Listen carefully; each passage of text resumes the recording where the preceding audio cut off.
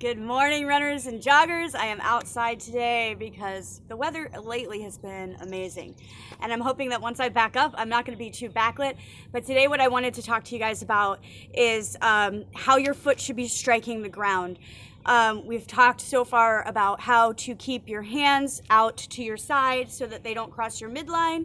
We've talked about breathing down into your diaphragm, so that you're breathing in through your nose, down to your diaphragm, and back out through your mouth to help you avoid cramping. Today, what I want to focus on is we're going to take it all the way down to the ground and how your feet should be striking the ground.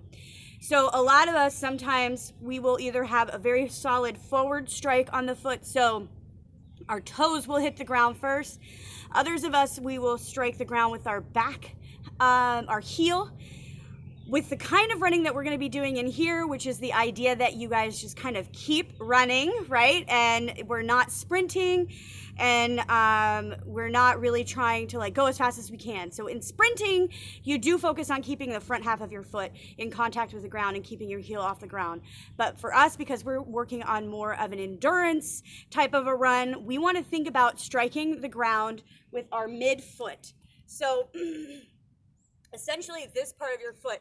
So think of everything from the ball of your foot back. That's what you want to be striking the ground. So that when you run, let's see if we can capture this. When you run, can you guys see that? I hope you could see that. Maybe I should put it in slow-mo, but I probably won't because I just want to get this up. But what you want to think about when you run is that this back half of your foot is what's striking the ground, and then you roll forward and push off of your toes. So that you're absorbing as much of the impact as possible into the ground with about 2/3 of your foot, and then you're pushing off with the front half of your foot. So essentially from the ball of your foot through your toes. So let's see if I can go.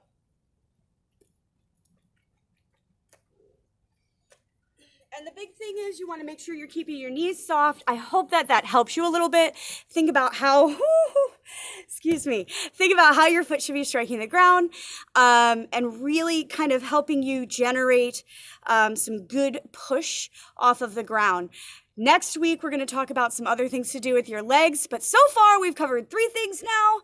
So what your hands should be doing, what your breast should be doing, and what your feet should be doing.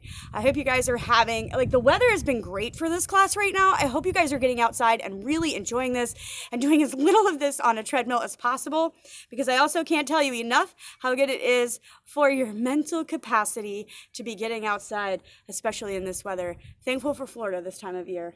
Not so much at summer, but for this time of year. I hope you guys have a good one. Have a great week. Just as a reminder, you do need to be doing a minimum of 30 minutes at least twice a week, right? So that's what you need to be checking in with. 30 minutes twice a week.